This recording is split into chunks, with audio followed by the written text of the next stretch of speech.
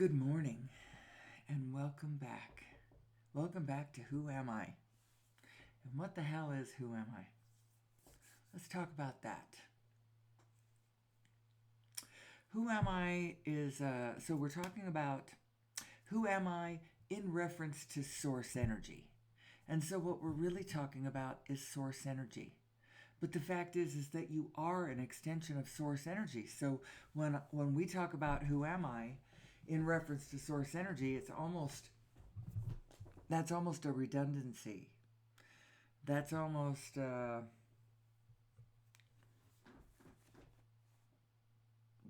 whatever. It's not early. It's not early. Usually I do the show early. It's actually a little bit later. I didn't have that great of a night last night. Took some herbs for something, and they kind of griped me a little. I know the show doesn't care about that.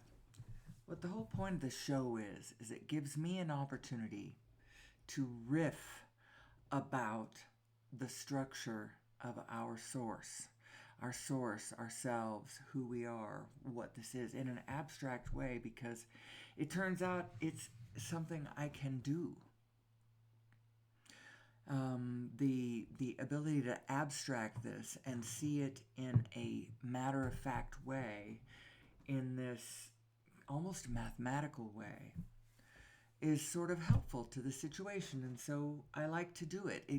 It's like my excuse to talk about it's my excuse to describe, well, I'm God, you know? But I don't use that word because that connotes like an anthropomorphized individual, separate otherness that's, the ruler of the world or whatever. That's not really, we're talking about source energy. Kind of amounts to the same thing, but by talking about it as source energy and talking about it as our design and describing the rules of the matrix and such, it sort of takes a lot of the competition out of it, like between religions. Mine's right, no, mine's right, no, mine's right.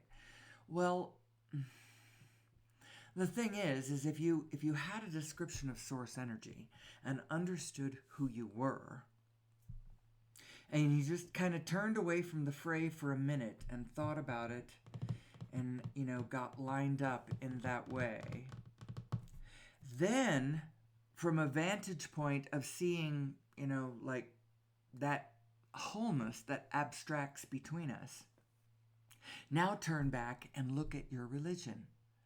You're not going to see that it's false, it's just going to line up differently, and you're going to what is true about it is going to bloom in front of you, and what is color and character and cultural expressions through time will sort themselves out from what's absolutely true about the source aspect of it.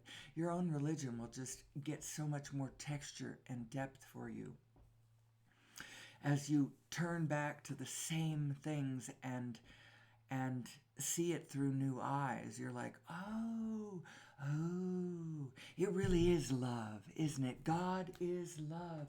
God is everywhere. God knows everything. All of the things all of those trite platitudes, oops, turns out they're true. But who am I? So we talk about this every day. We talk about the structure. Where did I get some of this? Well, some of it, I have spent my life adding up other people's ideas about what they thought the world was. Sort of like, being I haven't even mentioned this analogy in a long time, and it used to be a daily, had to talk about it thing. The blind man and the elephant. That analogy. So the scene is you got a bunch of blind men standing at different stations at the elephant, just looking at their little piece of it and declaring that the elephant is like this and that and the other thing. An elephant is like a tree trunk. No, it's like a sail. No, it's like a rope. No, it's like a snake. No, it's like a wall. Whatever. They're all right if they all put their information together. They could maybe start extrapolating. An elephant might come to the picture. They might go, oh, you added this, and then you added that, and then you added this other thing, and we're all standing around. What is this? That's what the Almighty, what Source, what this thing that we all have in common. With the blind men, it was each at their own station, seeing one little bit of an elephant they were trying to put together. It was the one thing they had in common. And honestly, the Almighty is what we all have in common. And what I mean when I say the Almighty is simply the allness, the all that is, the everything that all of the stuff, the whole picture, everything, the whole field is actually what you're saying. And the whole field, so partly I say this authoritatively, some of this I say humbly, some of this is original because of the way I've put it together. How the heck do I know these things? All of us can know these things. You just quit being so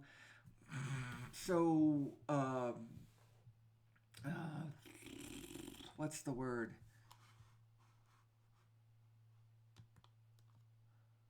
The spirit is contrary, but that's not the word.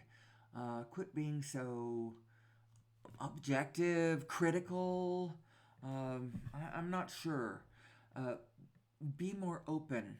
Add it all up, because there is a wholeness going on in front of you that if you engage in addition consciousness instead of subtraction consciousness, and the exercise is add everything that you've ever seen up into, align it up into a whole picture. It's like you've got a jigsaw puzzle.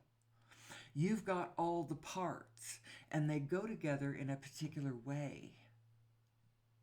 And that way is kind of common to all of us, but the common way that is common to all of us is big enough that it includes every single person going whichever way they want. This is not a constricting picture that we all add into the same thing. It's just a bigger picture than any of us ever imagined, because each one of us are at the center of our very own universe. But then all of our universes click in together. And how it is it's like rays from a scattered spin, that's all out of order. And if you line up inside of yourself and line it up, then this thing that you are lines up in this beautiful way with this cosmic field around you. And you have this really cool experience. That this is my belief. That's why, for some reason, there is a pull to wholeness. This urge to gather yourselves together and add yourself back up into wholeness, because that's kind of what you're doing. It's this thing that you do with yourself that lines up with the field around you, and then what you see from the field around you clicks into place in a way that I just think we have a lot of really, really wonderful things coming in our future. Abraham is right. We never get it wrong, and we never get it done. And the reason you never get it wrong is because you can never get it done. And the reason that, I guess I don't know if it goes vice versa the other way, but so through all my life as a blind person, I have been adding gurus. I had this idea a long time ago that every religion was like a blind man trying to describe an elephant and being right about things about it for sure, but not really being all that clear about it, about other things too, a blindness, a vision, a sightedness, and a blindness, both in every religion. And you could analogize every religion as being a blind man Their whole picture of ideas, this is how it goes, this is the shape of it, this is the meaning of it. It's all a blind man standing somewhere on an elephant, and the elephant being that thing which you have in common, which is the allness, the all of everything between you and me. There's me, I have all me, and then everything that isn't me, which in a way there isn't anything that isn't me, but just for these intents and purposes, there's me, that little place that I occupy, and then everything else. Now, from your perspective, in a way, you have exactly the same viewpoint, except for your everything else includes me, but the whole thing is seen from your position on the grid. And so even though we all have all the same parts, it's the fact that you're doing it from where you are and I'm doing it from where I am actually has way more significance than you give it credit for if you're just focused on the world in just a excuse me, physical, literal way. When you start going into the thoughts of things and start just dancing around in non-resistant thought, which is basically this is what this show is. It's an exercise in me exercising non-resistant thought. And I'm focusing my apparatus on a particular topic, and we riff on it for an hour and a half to 2 hours a day. Today is going to be closer to an hour and a half. I got up really late. Like I said, it was 6:40 when I got up. That's 2 hours later than usual. But I know that my husband had a bad night and I didn't have a good night, and so there was a moment after 4 when I fell asleep, and so I just let myself sleep because I needed it. I wasn't going to get up at 2:30. I could have done that too. Got up at 2:30 in the morning and done a show. I'm always quite disconnected from the outside world. I have shutters that protect me from the... So even though I can see little tiny bits of light peeping through there, I'm pretty much protected from the outside world. This is a space outside of time. Now, of course, I realize it isn't. It isn't, but I'm able to step outside of my small life into a bigger frame and discuss the elephant, because I think it's interesting.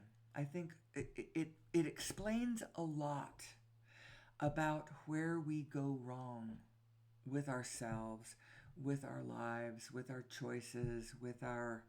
I look back on my life now, and if I could have approached every situation from this calm and unconditional place that I can achieve in the structure of this show, where I riff for, I put all of the things that I know together in a non-resistant way.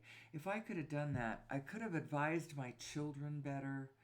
I could have guided my now late husband, perhaps, to a more peaceful, joyful place. He really wanted to be peacefully and joyfully and physically engaged in the world.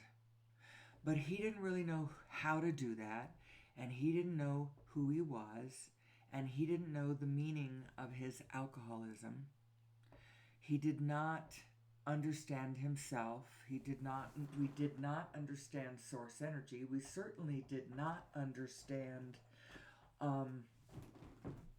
unified physics, and him and I certainly did not know law of attraction. The only law of attraction information that we had back then in the 90s, we had not met Abraham or Bashar. They had winked into the consciousness of the world before we got together. We got together in 1988, and I think Esther started channeling Abraham around 1985, 84 maybe, but she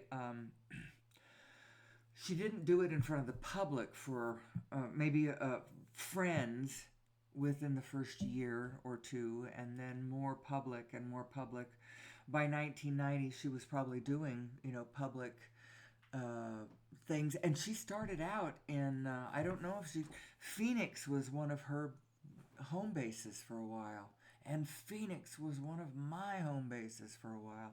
It's possible we didn't run into that information. So the only law of attraction information that we had was filtering in through whatever echoes of religious training that we had had when we were younger. I was raised Mormon, he was raised Catholic, and neither one of us were all that cool with our mother religion. Although come Christmas time every year, as he let us down in his mind, as he loved religion and loved us and hated himself, um, he would kind of boomerang between, I love Christmas, I hate Christmas. Boy, this man was an exercise in crossed energy. And now that I start describing, who we are and how this works, who he was and how that played out, as I can see him with the eyes of love now instead of the eyes of blame that I did for the longest time, because he was a shit, and he really put us all at risk, and he took us for a wild ride. But, we're all in this together, and each and everyone is free to walk their own path. I have control of my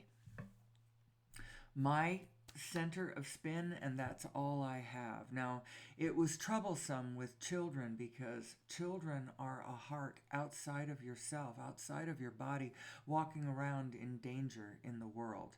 And they are also an autonomous point of attraction, and they're developing their own journey, their path and stuff. They're looking to you to model source for them. What I'm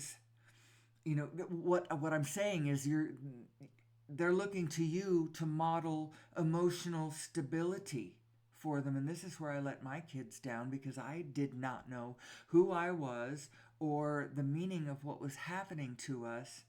And I was frightened.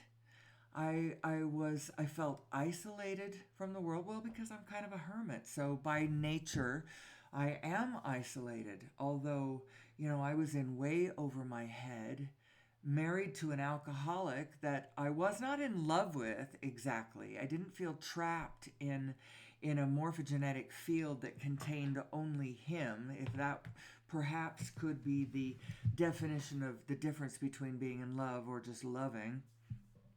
But I did very much love him. I had deep affection for his person.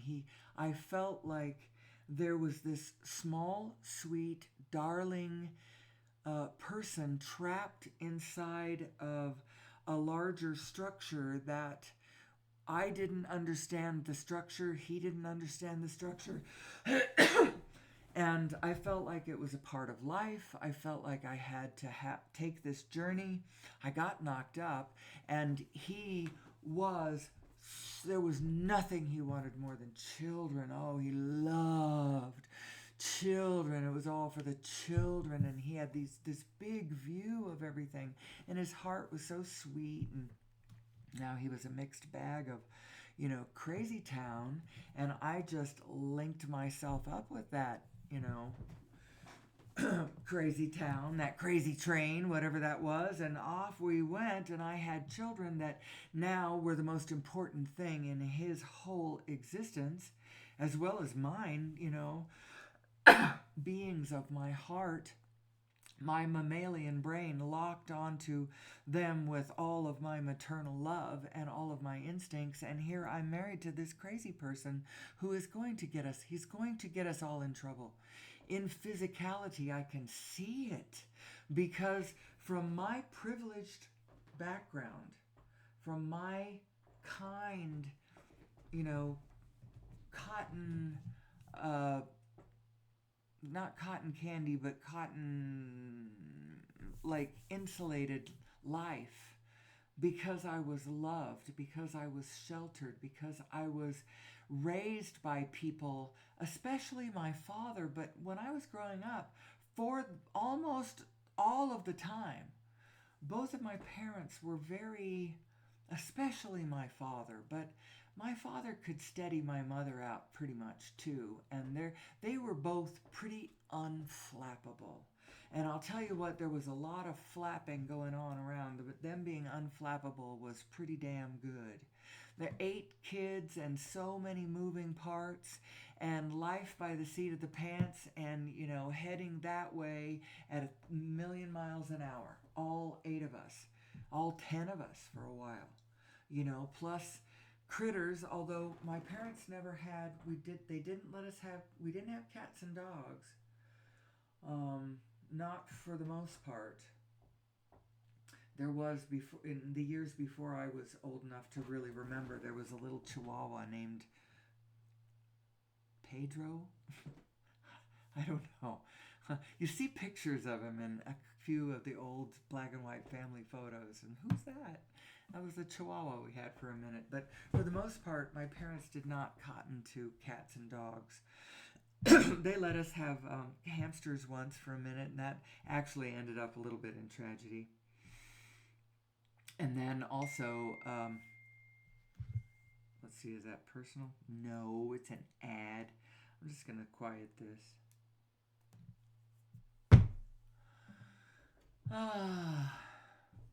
But we had things like cows for a season, and then they were in the freezer, and that's what we ate all winter long. We didn't go buy meat at the local grocery store. We had meat, and we didn't buy many vegetables either, because we there were things that we filled in. We'd buy iceberg lettuce and cheddar cheese, and there were things like that. We filled in a bunch of stuff, but there was a lot of stuff that were staples in our life that we grew ourselves. My mother would can couple, maybe 150 quarts of green beans, and they would be in the pantry, and that's what we ate. We didn't go through the grocery store, and we weren't following food fads or what everybody else was doing, or how commercialism was dragging the rest of the world into whatever their diet was. We ate what we grew as the staple center, and then we supplemented on the outside with flour, and we didn't have a milk cow because we moved. We spent 3 months of the year in the country and 9 months of the year in the city going to school. My father spent all the time in the city, so we didn't see him much in the summer. So why does all this matter? Why does any of this matter? It doesn't matter, except for I call my show Who Am I? And I know that the audience is going to, from time to time, wonder, who am I to be saying the things that I say, to be purporting to know the things that I know? There's a lot of things that we all know, and things that we all know, we can all know. You can add everything into your consciousness, and you can start seeing, ooh, this is who we are. This is who we are. And so Abraham brought me some information. I met the teachings of Abraham in 2020, and I added her into my project, adding it all up, my addition project that was going on within my consciousness, as I was adding in all the gurus and trying to figure out what this elephant was. Who are we, and what is religion? What is God? What is source? What is material reality? How is it manifesting? Where is it coming from? What are the rules of the game? I actually had not run across any of these rules that I say them now like they're like it's big news. It was kind of news to me. It's not like something that I knew from, when I was 10 and have been working all my life trying to figure out what to do with it. It was like I didn't know these rules. I didn't realize that they were known as rules. It seemed like everything that had to do with source energy was up for grabs as far as, what to believe. Every religion had their own ideas. Some it's all about Jesus, and some of them it's all about sin or punishment, or some are emphasize the love, and some of them emphasize the judgment, and what is the meaning of any of it. if you brought an absolutely open mind and an open heart to the whole entire situation and added it up from an observational standpoint for years and years and years and years, without drawing your conclusions, without, I came to this whole picture not actually believing in God, I realize. I never actually really did believe in God. If I believed in God, it was more something like I'm part of God. God is like the ocean and I am a drop of water. And I don't know how else that works, but it's something like that. And then it would be like, well, what happens after you die? Well, I don't really know. I really don't know. But what I do know is ultimately it's all right. I watched a show in the 80s called The Making of a Continent. And as I watched this show, it went over, and I watched it all by myself, soberly, laying on a couch, just kind of pondering the universe. And it came to me as I watched this show how old time is when you measure it that way. How forever and ever and ever and ever it seems. Over eons and eons and eons. And you can actually even track the universe before Earth. Earth's only, 4.5 billion years old? The whole universe is 10 billion years older than that.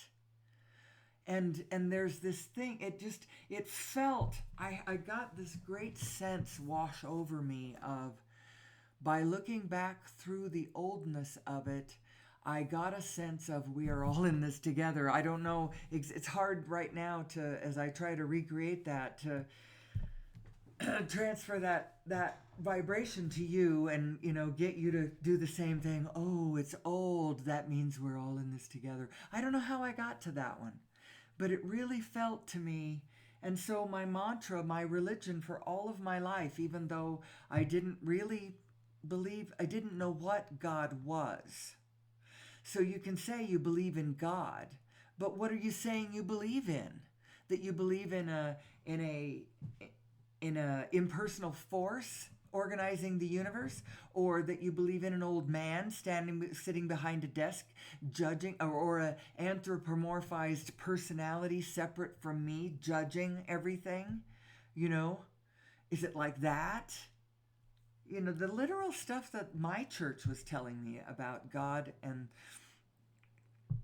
Jesus and then the Holy Spirit, it seemed kind of weird to me. It was like, intuitively that doesn't really fit together to me like that, I hear you, I see you, and I feel you mostly because every month when we would go to fast and testimony meeting, you could feel how, like a betazoid. I could tell that these people believed what they were saying. I did not feel subterfuge. I didn't feel that they were lying, That's what Counselor Troy, true full betazoid, is fully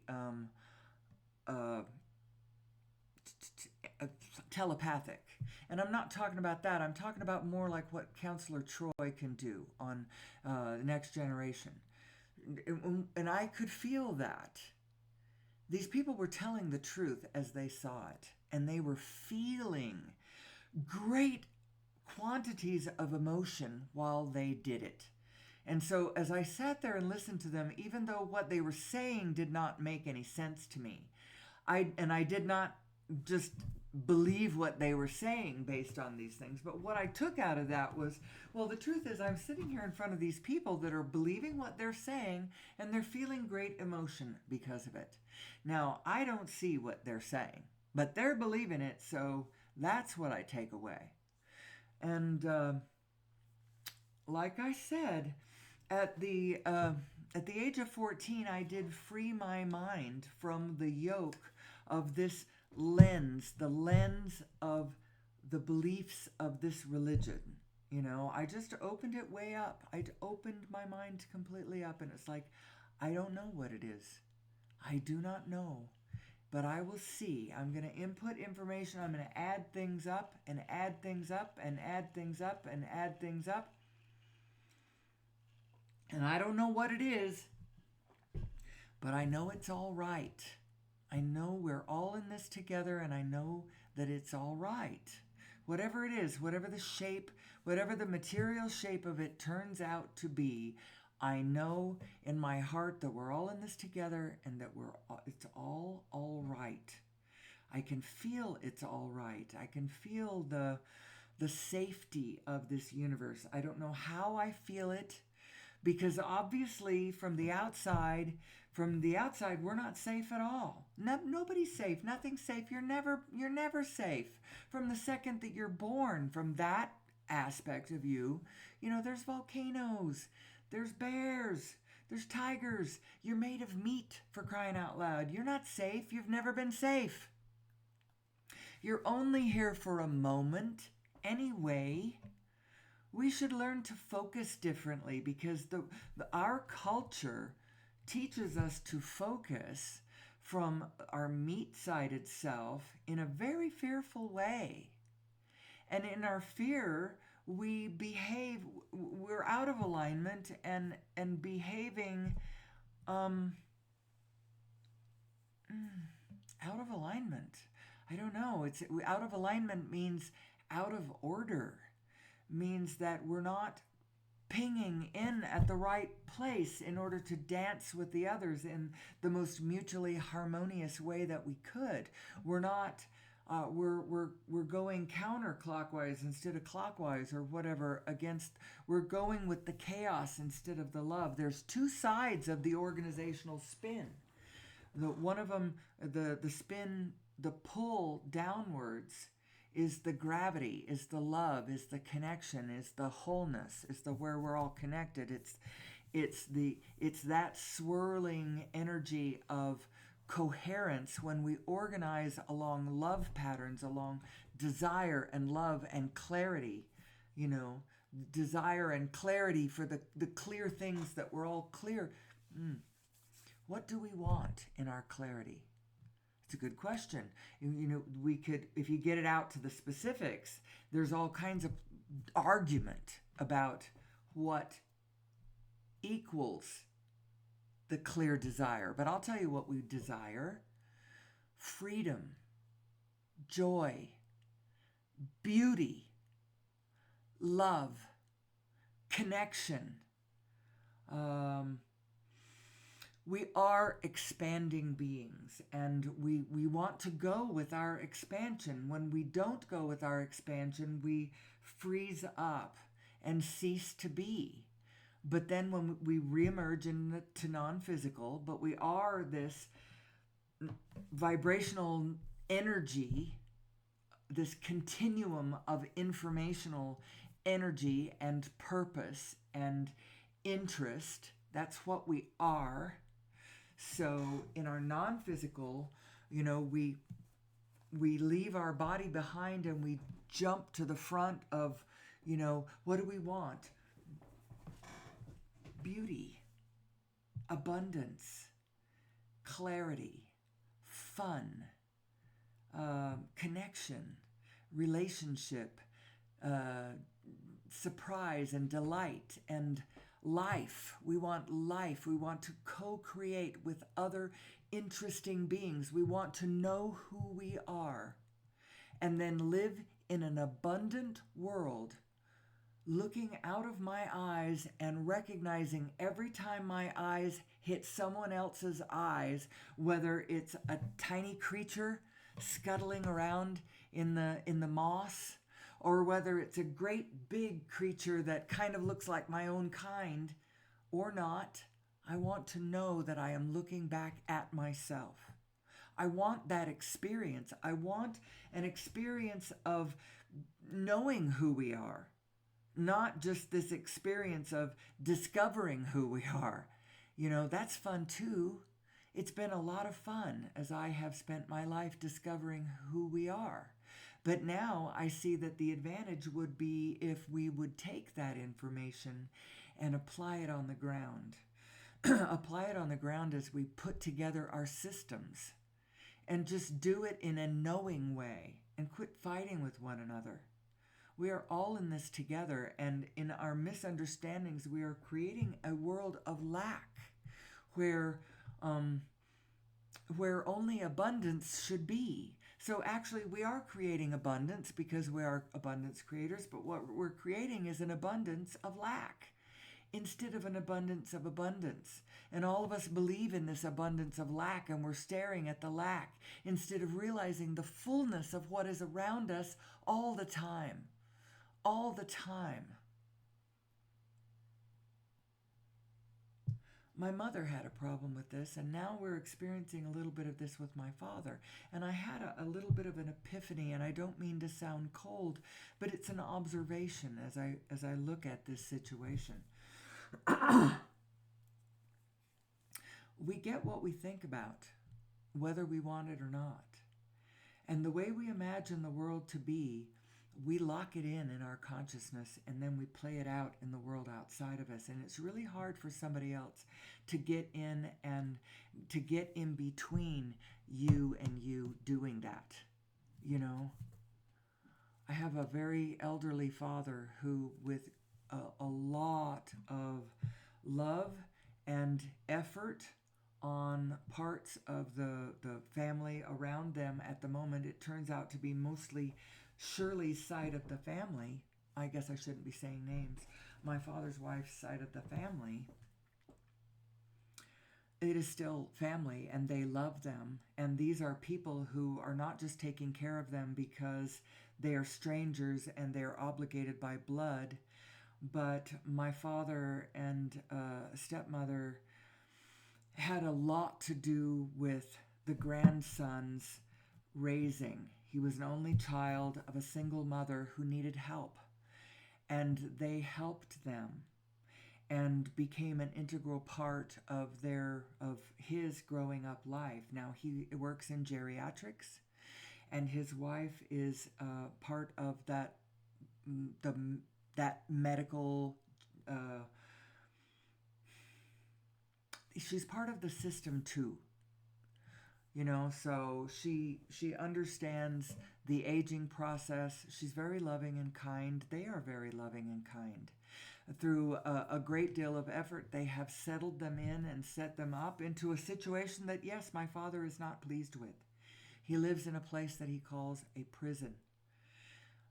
He wants to be somewhere else. He imagines a place with with trees that he can move around, and us, his other children, instead of that part of the family, he wants to be with this part of the family. He's not happy with that part of he's not happy with his situation, and he has focused very, very tightly in on, this is my situation, this is what I've got, I don't like it, I don't like it, I don't like it. And from this position, it's like he's locked himself into this paradigm.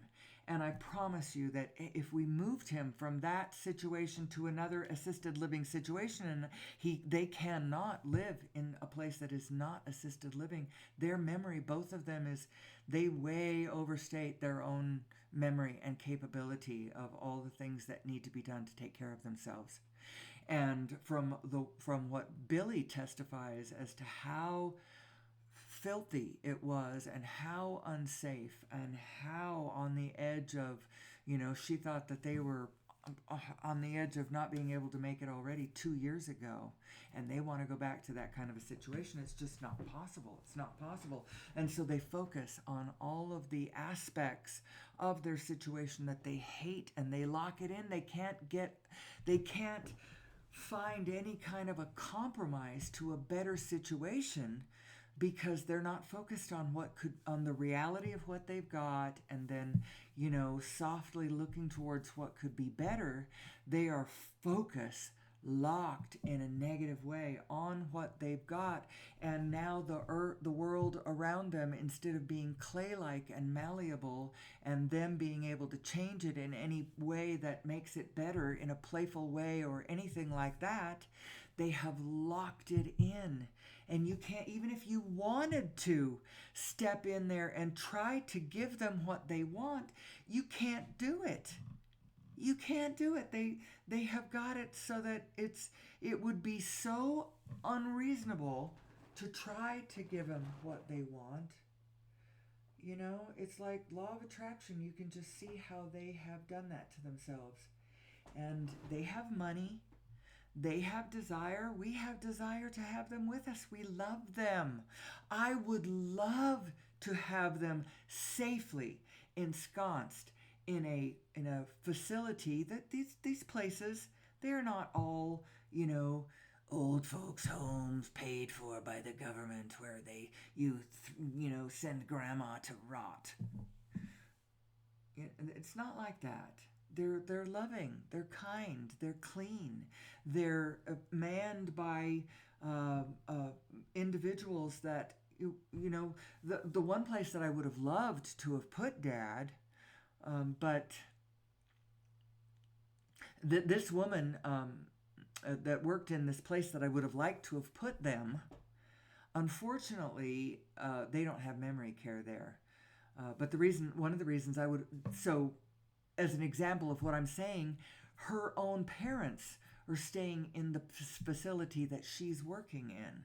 Of course, these people are staffed by loving, kind people with elderly parents themselves, and they cost a pretty penny, and so everybody's getting well compensated for their care, for their loving care. Not every single person that works in a facility like that has the right spirit, but they could if we understood spirits.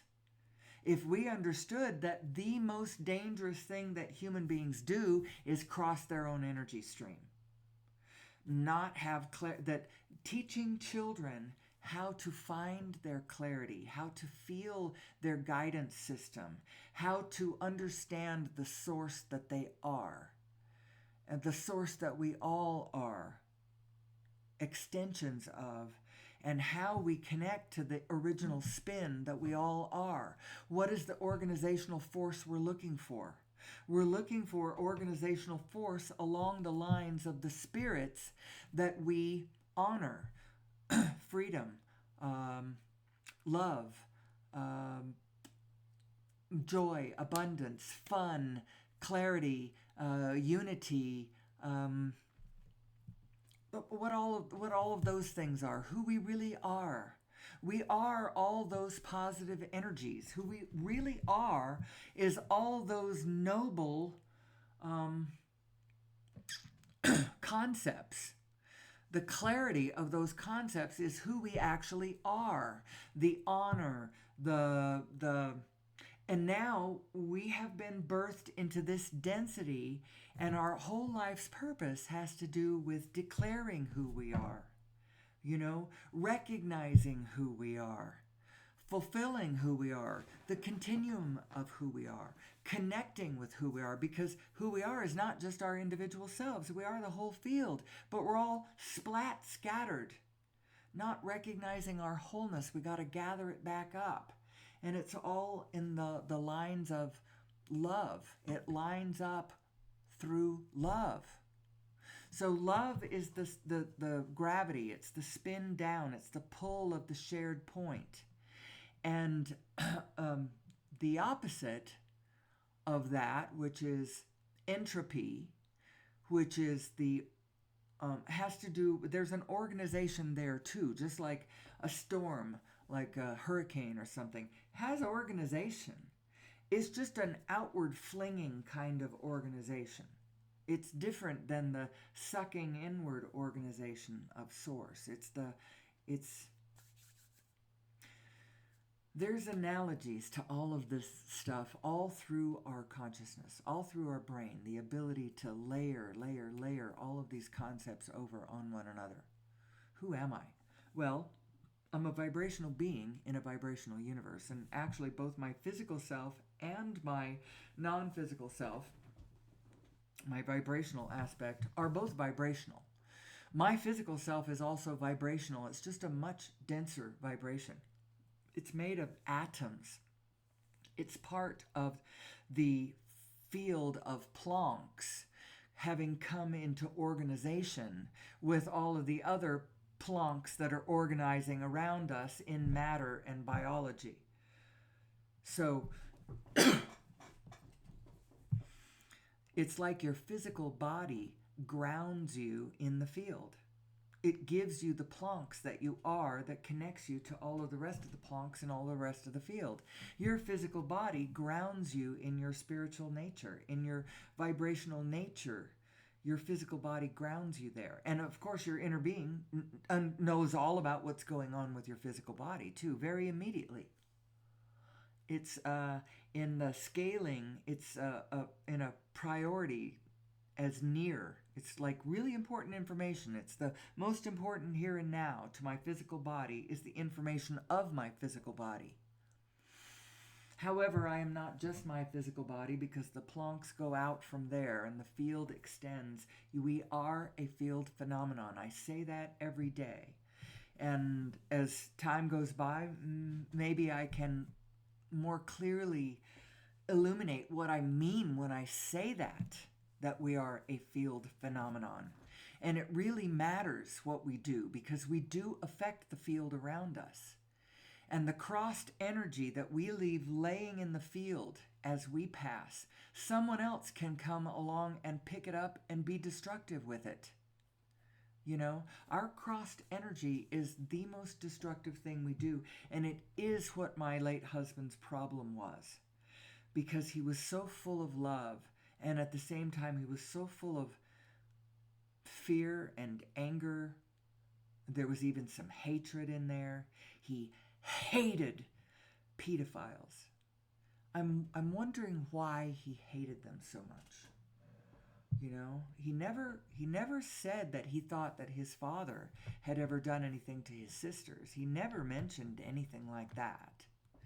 But I wonder why he was so charged that way. It might have been a general thing, just thinking about helpless children, you know, being taken advantage of by adults.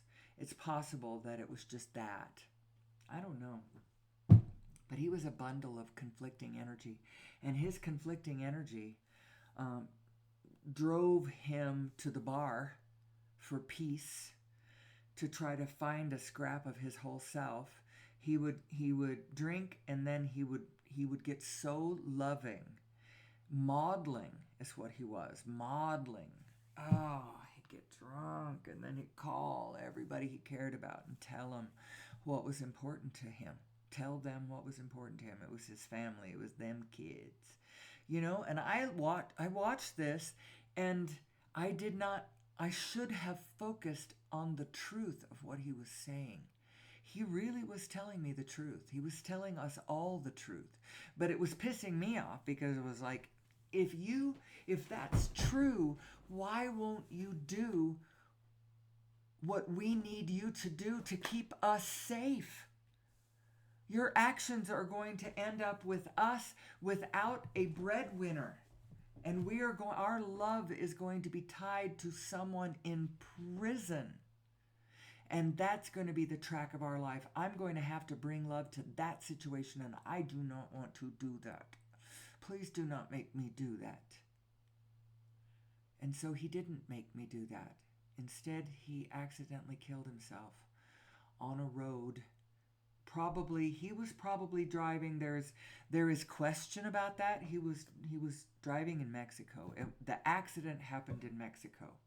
Now, if his friend, who knew that he did not have a driver's license because it had been taken away, because in the United States he had been driving drunk, he did not have a driver's license. If his friend in Mexico, whose car they were in, if he let my husband drive at all in Mexico, where if he had not died in that accident, he would still be in a Mexican prison. And that's where we would have to be. You know, I'd be explaining to my daughters, you know, yeah, we're all in this together, and it's all about love, you know, and it's all this unconditional this and unconditional source that, and your father is in a Mexican prison, and how often can we get down there and visit him? And We have to face all of these cold, dead realities of, horrible facts of why. I'm so glad that that did not happen. He was very, very kind to not let that happen to us. And instead, we were allowed to, have a moment of peace. Yeah, the girls were scarred by all of that, by my not role modeling source for them. And the reason I didn't is because I was not connected to source. I did not show them how to be okay no matter what. Because in that situation, we had a no matter what, and I was not okay. And they knew it. I was sad, sad, sad, sad, sad. When he passed, I was all mixed up, loving, angry, sad, sorry. I knew what I was looking at. I knew that he was doing what he was doing because of pain he felt inside, and I didn't know how to reach it. I did not know how to fix it. I did not know how to. So we hadn't met the law of attraction. I did not know what you put out is what you get back, and I did not know that the secret was states of being. Well, I kind of knew that, but I didn't know how to articulate it, and I didn't know how to transfer it to him, because whenever I tried to point at the emotions that he was exuding being the problem, he was focused very much on the condition, on a conditionality that was causing him to emit those emotions. So it was like I didn't even want to talk about the condition. We're not talking about the condition. We're talking about this state of being that you are in. That's the problem. And he was like, no, that is not the problem. It is that condition out there is the problem. And if there was any way that I had been able to get across to him the meaning of his emotional guidance system, slap him across the face and say, snap out of it. This is not who you are. This negative self is not who you are. Please come back to me. Get into a positive state of being, and we can talk about anything.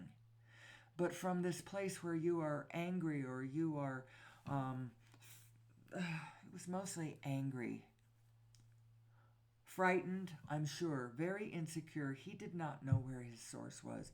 He did not know how to be all right. And so he drank. And so it's because we don't know ourselves.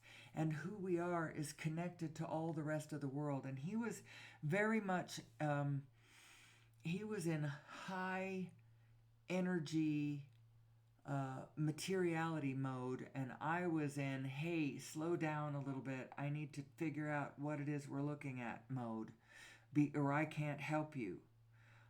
You blast me with those emotions, and then I get all confused, and I don't understand my situation.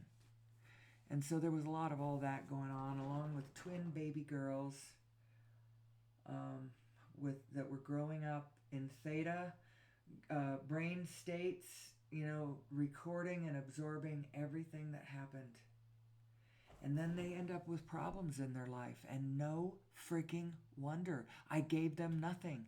I gave them nothing, and I gave them nothing to push back against either. I didn't give them a religion for them to compare. Oh, I don't think it's that. I think it's more like this. I just gave them, and even now I have set them free. Well, they're in their 30s, but I feel obliged to harness them in on this, figuring out what all this is. And it's helpful for me because I don't have much interface with the rest of the physical world out there. I'm kind of a hermit, and my parents were hermits. My mother died a hermit. My father is dying a hermit now. My husband's father and mother turned into hermits, and then he passed away, and she like me couldn't see very well and couldn't continue to live in the woods and drive and take care of herself. She couldn't do it. And I'm following that same track. So I need connection to the outside world, whatever it is. Now I have my connection with the people that I have appointments with and stuff. My dentist, I love my dentist. He's such a nice man. And the lady that does my eyelashes, oh, I love her. And the people that I bowl with, yeah, I got them too. And then I have a little bit more extended family. I have the siblings that I was, core family with. You get out farther than that. I have quite a few first cousins, many of them still alive. And then you get out farther than that, and I have dozens, if not hundreds, of blood relatives that are just a little like my first cousins' children and grandchildren. Now there's lots of them because they were all Mormon and they were fruitful and multiplied. And I used to think that that was wrong because I believed in the paradigm. See, my people are all mixed up. On the one hand, be fruitful and multiply. And on the other hand, we don't understand how we're all one being. We're all in this together, and the pie is not finite. The paradigm is not win-lose. It's not survival of the fittest. It's survival of any who are fit to survive.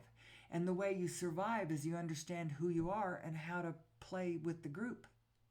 If you can't play nice with the group, you're not going to survive because every member of the group needs all the other members of the group. It's part of the secret. And so if you don't know that secret, you aren't going to survive. And it's one of the reasons why the Third Reich didn't make it, because Hitler he led them into this paradigm where he believed that he had to be in practically mortal combat with everyone around, because that's the only way that you could determine who was the strongest, who was fit to survive, and all the others needed to go. See, that's the problem with survival of the fittest. It's not survival of the fittest, and all of the other paradigms at the time that were warring, capitalism, fascism, and communism, they were all playing out this massive game on the stage of the world, all of them coming from a Darwinian survival of the fittest kind of a philosophy. We'll survive and all the rest have got to go, be assimilated or some such. That's outside organization. That's what you're looking at, is outside in trying to organize. And you don't want that kind of organization. You want inside out kind of organization. You want everyone to recognize from the inside out where their source connection is, that we're all in this together, and that's just a given. And now the idea is to be my own authentic self and expand the diversity of the project. That's the idea. When you try to do it the other way, I don't know that we are one, and so what I'm trying to do is establish unity from the outside, and all that I accomplish is lockstep and groupthink. And you don't want that. You don't want lockstep and groupthink. You want diversity. Diversity is what's going to save us. What the internet and our media sources, everybody's ability to jump up on the internet and try to get attention, look this way, or whatever, all of that is creating a kind of infinite diversity in the field of attention. And there's just so many different ways that people can put their attention. It's going to be hard to get everybody to agree anymore that this is the problem, this is us, that is them, they are the enemy, we've got the weapons, let's all get together and, bomb them or whatever. It's harder and harder to do that. We were able to do that collectively as a world war, the beginning and middle of last century. Beginning and from the near middle to the late middle of last century is when we did this. Well, the world wars. And the world wars were actually a single war. It looked like two wars, and from the outside, I can certainly see why you would say the First and Second World War. But the Second World War was really World War One Part Deux, because it was never finished, and the energies that led us directly into the Second World War came directly from the First World War. The way Hitler felt about the First World War, and when the Germans surrendered in 1918, and then the armistice was signed, and the Treaty of Versailles, and the whole world stuck it to Germany, and it was not fair the way they did that. Germany was the one that surrendered, and they were the ones that were victorious.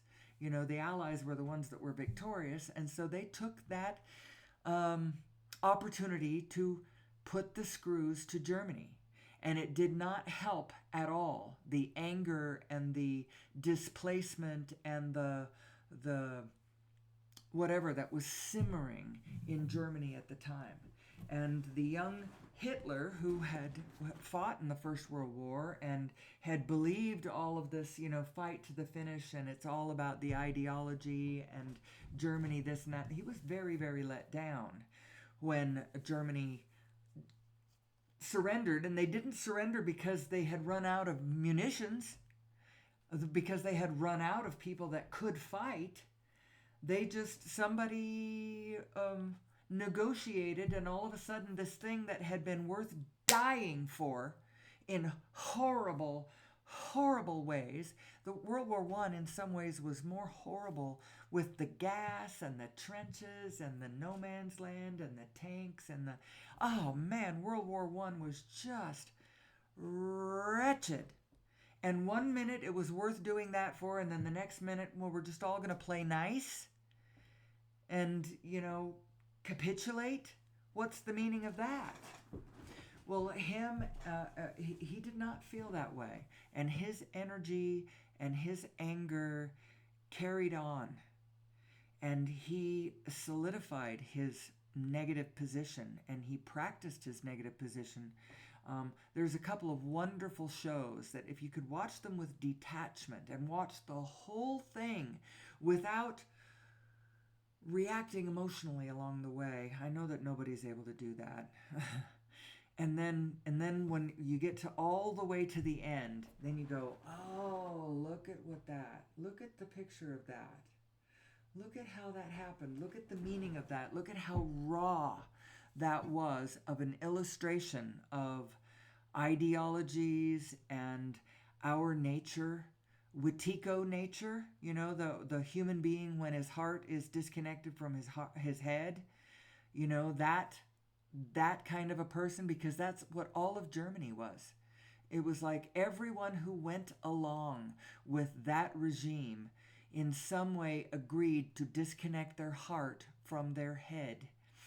And sometimes their head might have said, you know what, maybe that does make sense, what you're saying over there, Mr. Hitler, But none of it made any sense if you reconnected your heart back up.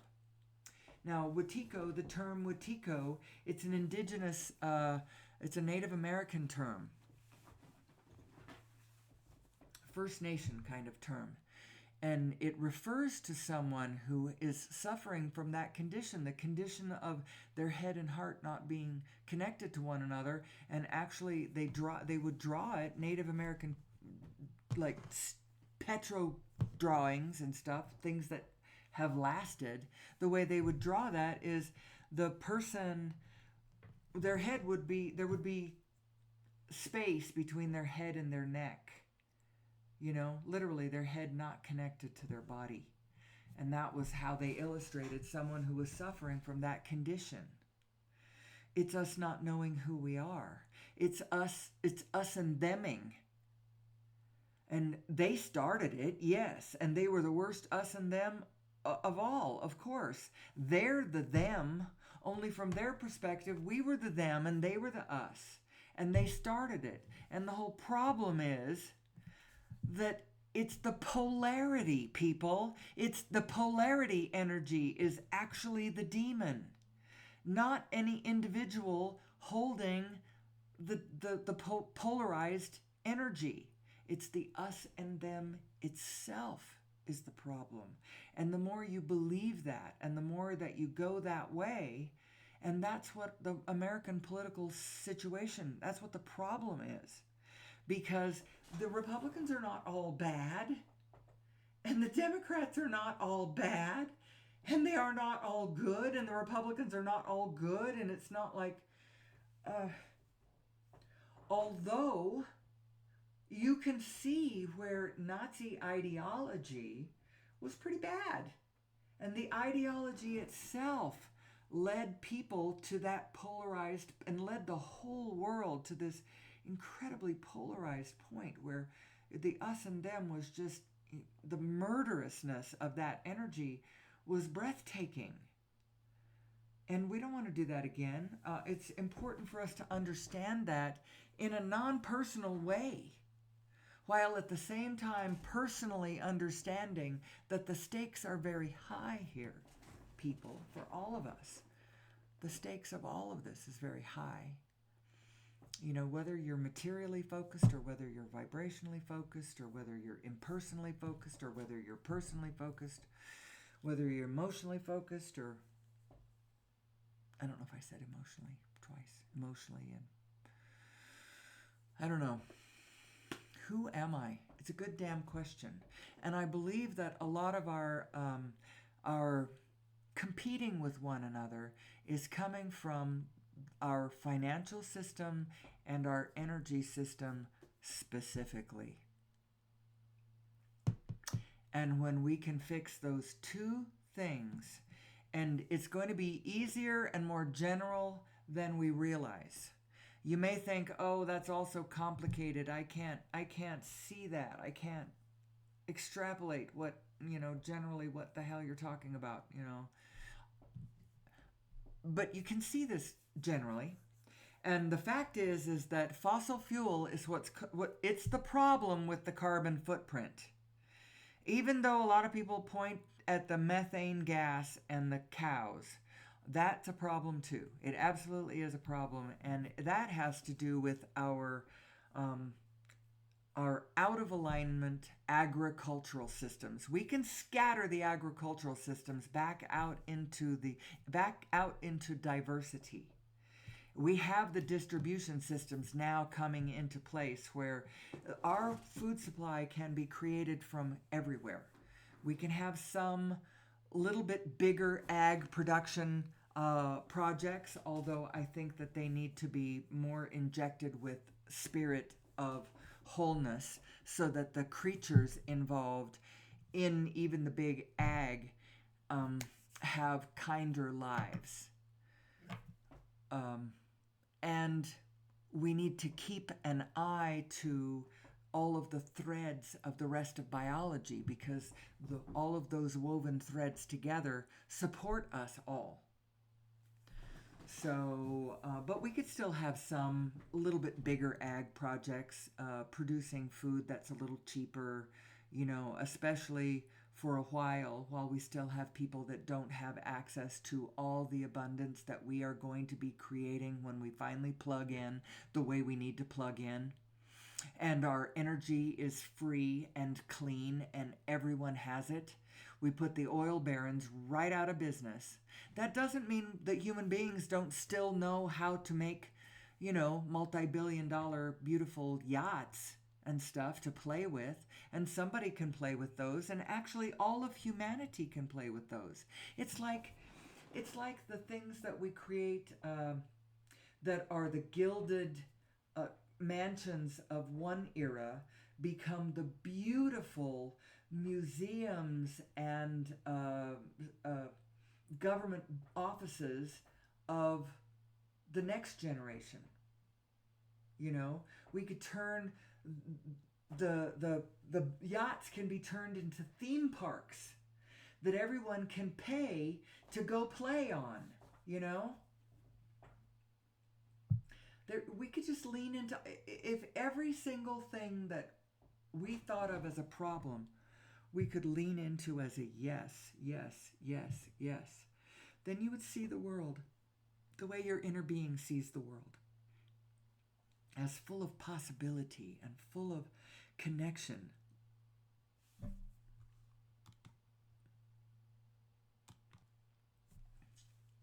A continuum of joyful information and possibility. That's what's happening on the grid. That's the structure that you are flying on.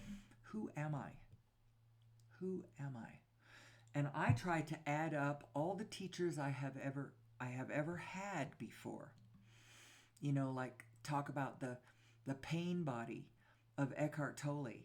He's not wrong about that. He's absolutely right. There is a kind of a negative energy body that we build up. We create this energy, this shadow self, when we move on our negative self. It's this crossing of our energy stream that I talk about that is the wickedness.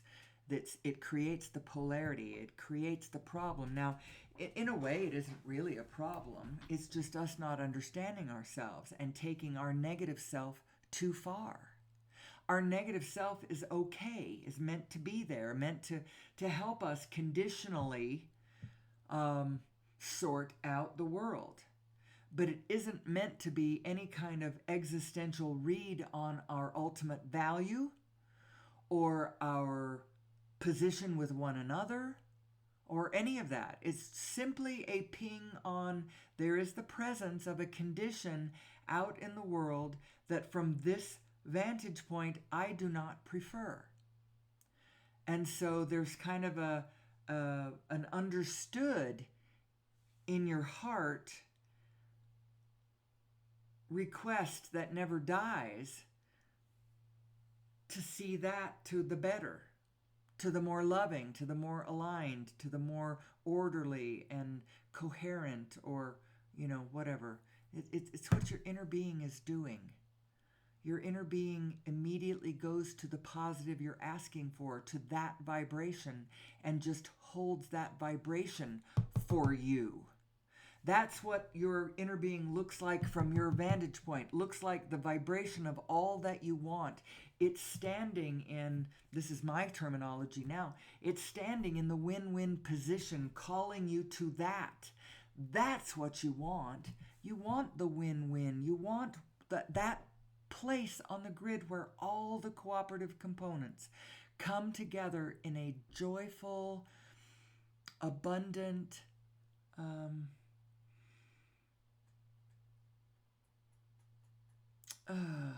harmonious kind of a position, that idea that fixes it for me and fixes it for you too. Fixes it, that's the wrong terminology. Nothing's broken. The only thing that makes it look broken is us not understanding the equipment, not understanding the planks we are made of, not understanding the extension of source energy that we are.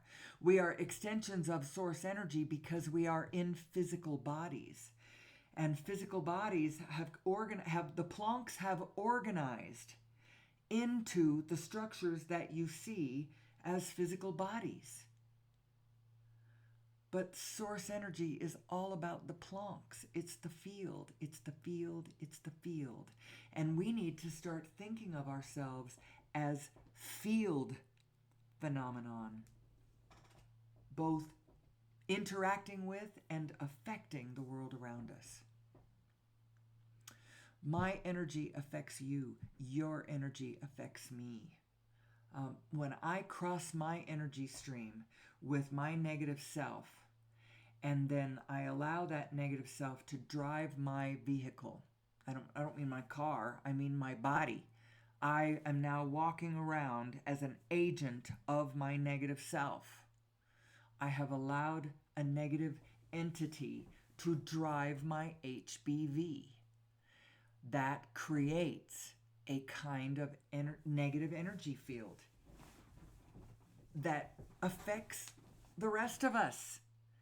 And when a lot of us do it, and then we do it collectively as we're focused on, this is what's creating the world we've got. We've got to learn how to focus on the aspects of it that we like. yeah, I can see that bad stuff, but I'm going to focus on this is what we like. So that because what we're focusing on is what's coming into being.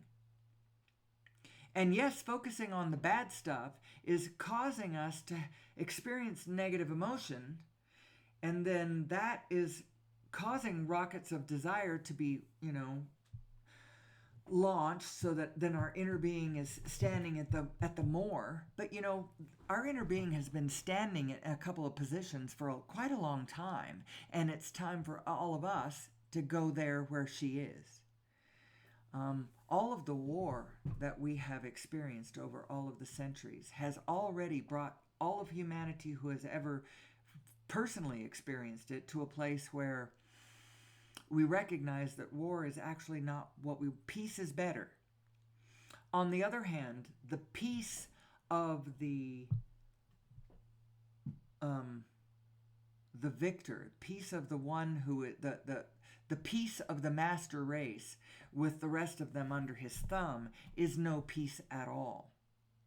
So I'm not just talking about lack of war. I'm talking about a place where we are harmonious with one another, where we recognize that there is a place where we must trust one another. And then there's another place where you cannot trust anybody as far as you can throw them.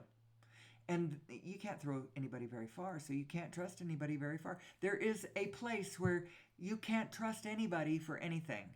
And that is true. And just be okay with that. It's fine. It's fine. You don't have to trust anybody to that.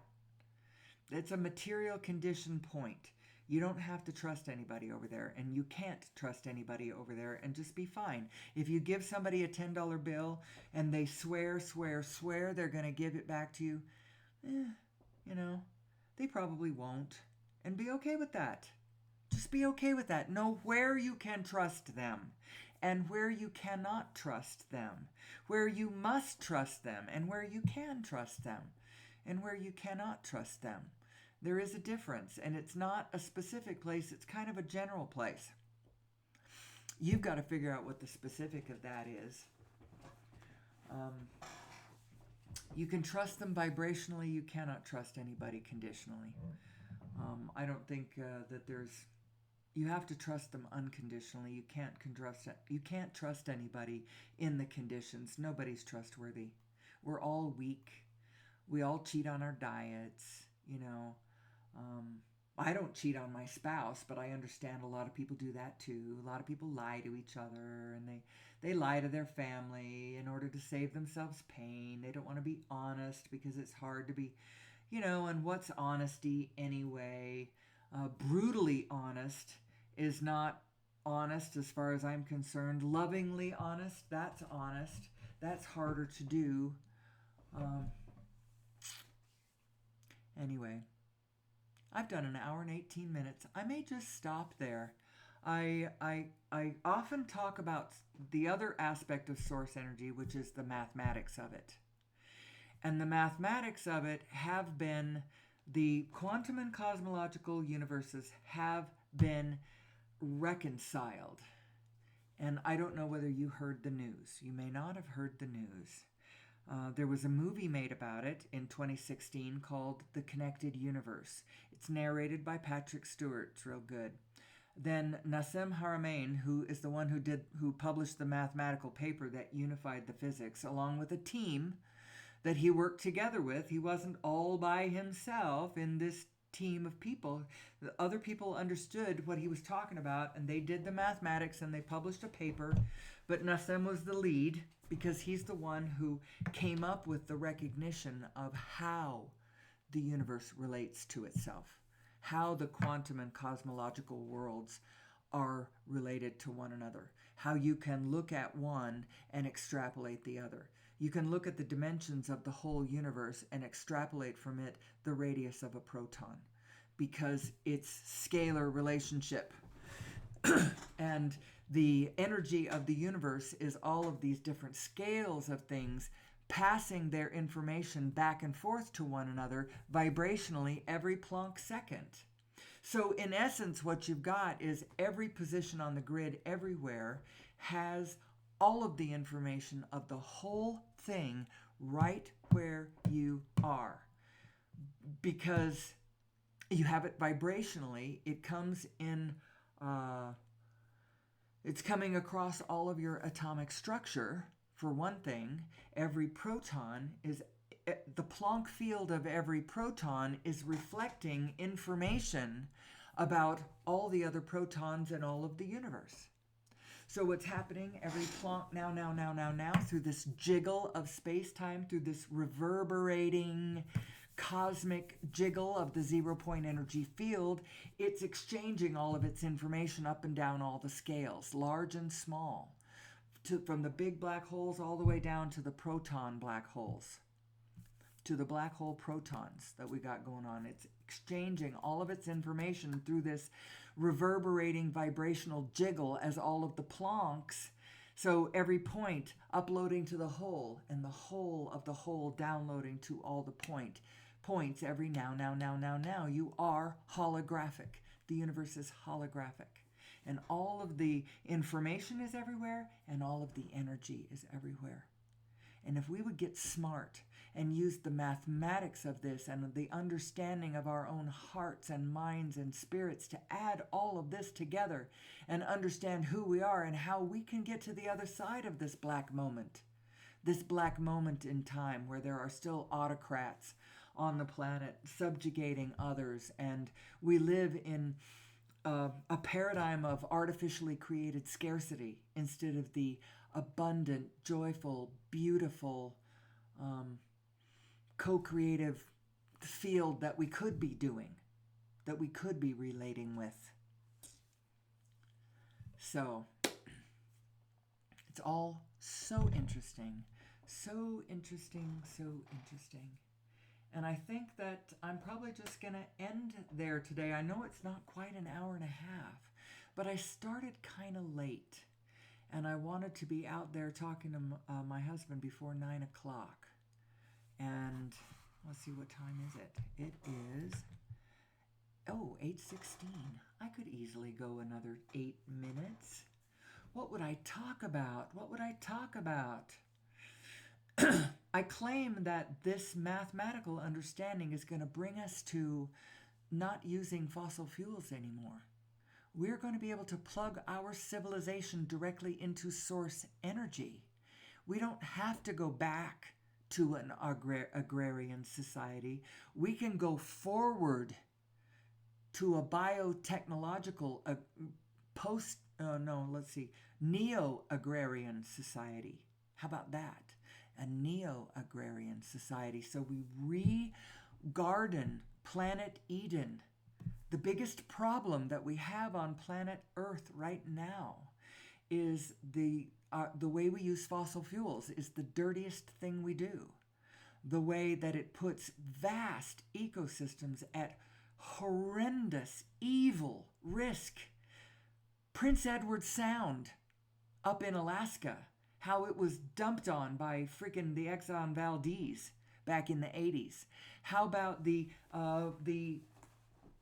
Deepwater Horizon in the Gulf of Mexico in 2009? All of these things, unacceptable. We build our pipelines across sacred aquifers down, sending this poisonous sludge down to refineries at the coasts, where then it's loaded onto barges and sent across heaving and unpredictable seas. And the thing is we don't have to do this. We only do this because we don't understand that the source of everything is everywhere, and that we need to know that that's true. And like a dog on a bone, knowing that that's possible, we should not rest until we have got it. We should throw our whole American ingenuity, Yankee ingenuity, our whole effort should be thrown this direction. We could put out a contest, a national contest, to recreate over Unity devices or come up with new ones, And anybody who can come up with one, they get X amount of money, like $1 million. Make it a nice chunk. And if it's a really good device, so it could be based on how many energy units it outputs, based on what we have to put in on it. If you put in X amount of units and you get out 100 times that much, whatever, you could figure out how to structure this so that if somebody comes up with a unit that can run a city, as opposed to one that'll just run your refrigerator, without any kind of energy input, that the person is even more vastly compensated for their genius and effort and what they have come up with. But honestly, over Unity devices are possible. And right now, our patent office and our education system, which is linked in with our economics, with our government, with our all of that. It's locked in with all of that, and our public education system says we can't do it, that it's not possible, that somehow that's defying the laws of physics because you're creating energy out of nothing. Well, you aren't creating energy out of nothing, because everywhere is this 0-point energy field, which is almost unlimited, infinite. Not just unlimited, infinite, almost, to all intents and purposes, might as well be infinite energy everywhere. You aren't creating it out of nothing. An over Unity device is not creating energy out of nothing. And it would be nice if we had a national campaign of everybody getting that through everybody's head. We can create energy. We can create devices that produce more energy than they take to run. Just let that sink in, because that is the answer. We do not have to be running on fossil fuels. But we have such a momentum going of our technology because we have been thinking in that direction for so long. The momentum of it has built. We're going to have to start back a little bit more at the beginning and redo it. It's not going to be it would be nice if we had known this from the beginning, because we could have incrementally weaned ourselves off of fossil fuels from the beginning. The first over Unity devices were come up with in the 20s and 30s, maybe even earlier. Actually, Tesla and his tower was a device that was designed to, he was trying to build a device that transmitted free, clean energy to everyone, along with the understanding of devices and how to create your devices so that they would link into this tower that was locked into the magnetic field of the earth and locked into all kinds of whatever and emitting this frequency that you could tag into. Anyway, when J.P. Morgan realized what Tesla was trying to do, he yanked his finances right out from under him. He was his financial backer. But J.P. Morgan was a frickin' robber baron. And he had no interest in humanitarian projects that would be beneficial to all mankind. He was interested in the kind of things that he could exploit for the benefit of J.P. Morgan. He did not have the kind of vision that saw the way to, us all doing better. When we all do better and we recreate this abundance on planet Earth. We shouldn't be trundling our heavy vehicles along roads that we have to build, that we have to cut through ecosystems, and then we don't need to do it that way. And if we did it differently, we could regarden this planet way better than we're doing. Now, I recognize that I spend all of my time spinning a world of thought that's a bit in the future. I'm envisioning where we're going. I can see where we're going. I know that we're going this way because this is how it works. We are evolving. The species is learning about itself. Life, the universe is learning about itself. The wholeness is learning about itself. Its consciousness comes right out of these equations, this feed forward, feedback. You get this simple yes-no feedback from your internal guidance system. Yes, no, that's all you need to know. Forward, backward. Forward, backward. That's all you need to know. You really don't need to know all of these things that I say. I throw all these words at it, and in a way, we don't need to know any of these words. If we understood who we were, then all you would have to do is enter it into your emotional guidance system and feel what it feels like. Does it feel like yes, or does it feel like no? Yes is love, no is fear. Very interesting. Very interesting. Who am I? And I realize I have now gone past an hour and a half, and that's good enough for me. I'm going to stop for now. And I'll be back tomorrow. Probably. I almost was not back today, but I will probably be back tomorrow. And so until then, when I'm so looking forward to coming back into this space and sharing my heart with you, sharing these things that I have come to add up in my life, and my little teeny itsy witsy bitsy teeny corner of wisdom. It has been my pleasure to share it with you, and it will be my pleasure to come back and do it again tomorrow. And so until then, my dear, dear friends, may the source be with you.